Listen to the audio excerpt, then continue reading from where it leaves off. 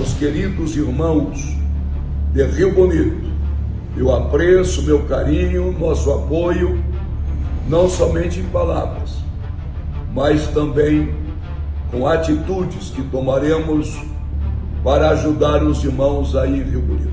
Quais serão essas atitudes? É a pergunta que fica.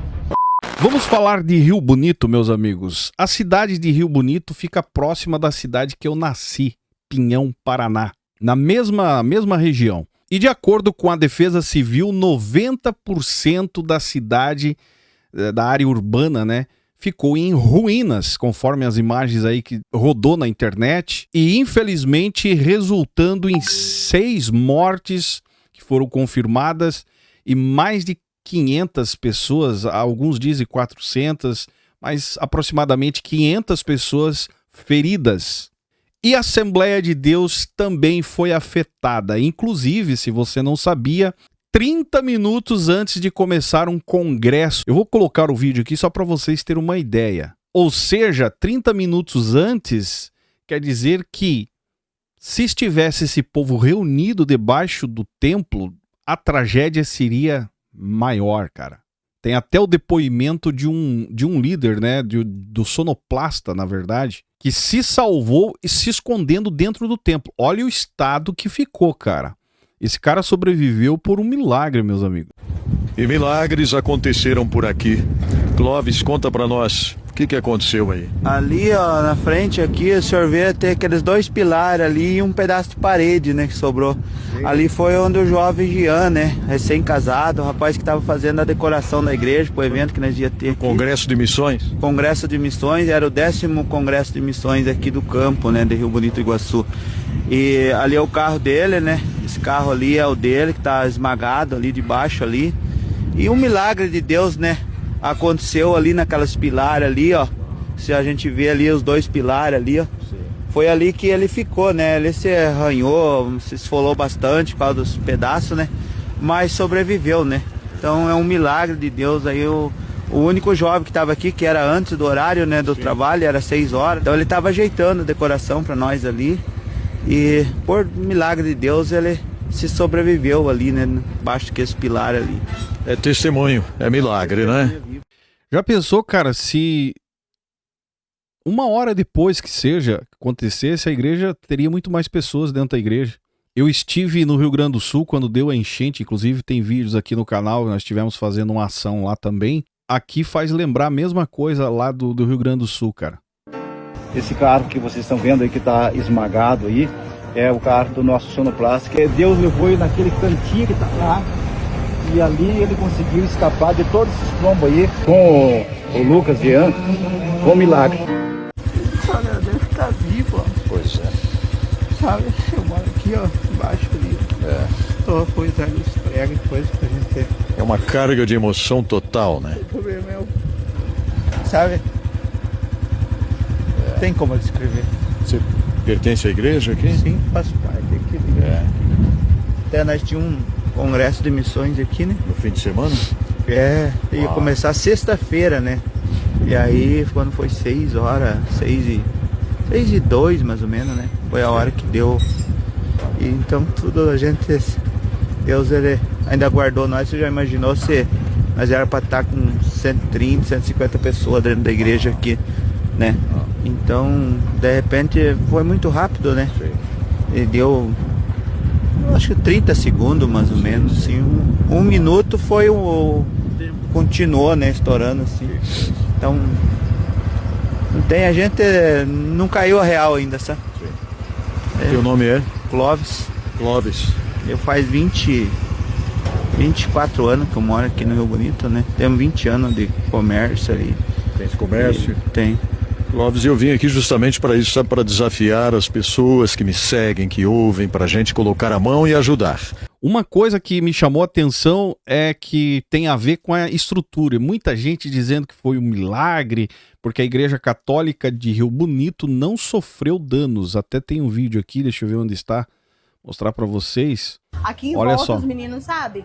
Destruiu tudo.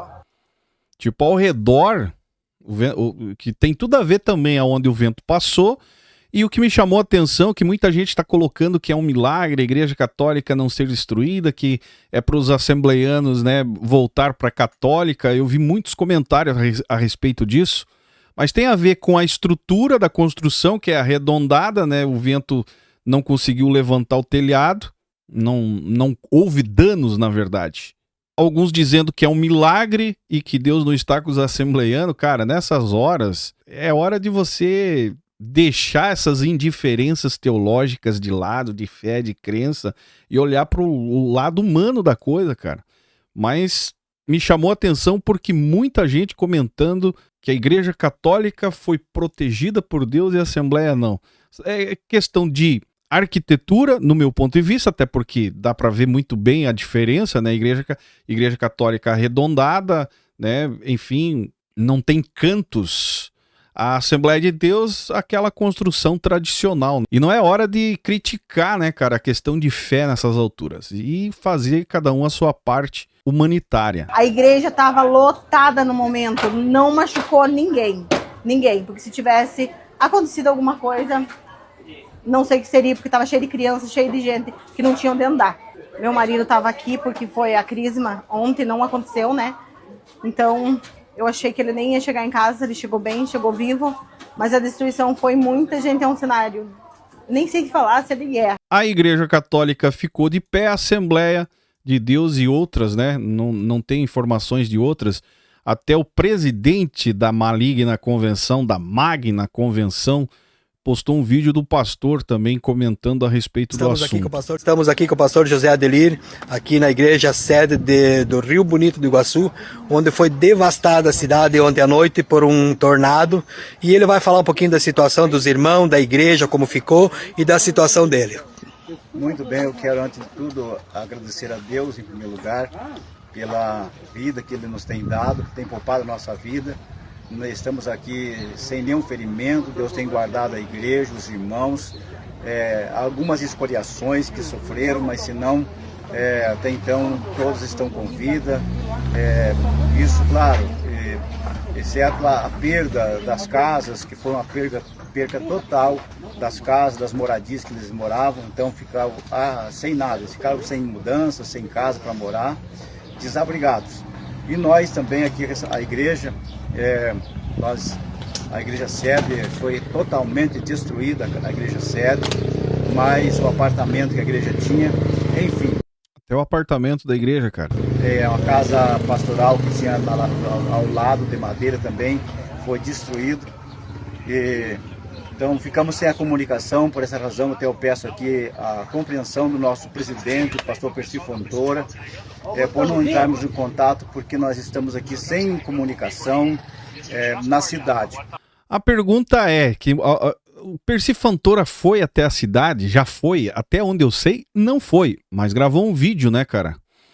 Exibindo as suas unhas. Vamos olhar o Percy Fontoura falando? Os rumores aos queridos irmãos de Rio Bonito, meu apreço, meu carinho, nosso apoio, não somente em palavras, mas também com atitudes que tomaremos para ajudar os irmãos aí em Rio Bonito. Quais serão essas atitudes?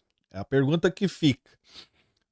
Vão ir lá fazer alguma coisa? Vão mandar alguma equipe? Vão mandar dinheiro? Qual é a forma, né, desse apoio? Porque cobrar, nós sabemos que as convenções cobram e cobram muito bem. Se não andar na linha, corre o risco de perder a presidência da igreja no final das contas. Eu espero que cumpra, né? Que faça alguma mobilização aí expressiva com relação a esse momento que a igreja de Rio Bonito está enfrentando. E quando eu falo igreja aqui, eu não estou falando em reconstruir o templo. Isso aí fica em segundo plano. É as pessoas, cara, pessoas feridas, membros da igreja que estão, né, segundo o pastor mesmo falando aí que o próprio pastor falou que tem membros que sofreram alguns danos em questões de arranhões, enfim, estão hospitalizados. Essa é a prioridade. E em segundo plano, a construção do templo. Isso fica em segundo plano. Primeiro é as pessoas, porque igreja são as pessoas. Eu espero que estejam fazendo alguma coisa exatamente nesse sentido, né? Esperamos. Inclusive, vou colocar aqui para vocês que desejarem, se puderem, ajude, né? Está aqui a campanha solidária Rio Bonito do Iguaçu. Estão aceitando doações para as famílias afetadas pelo tornado.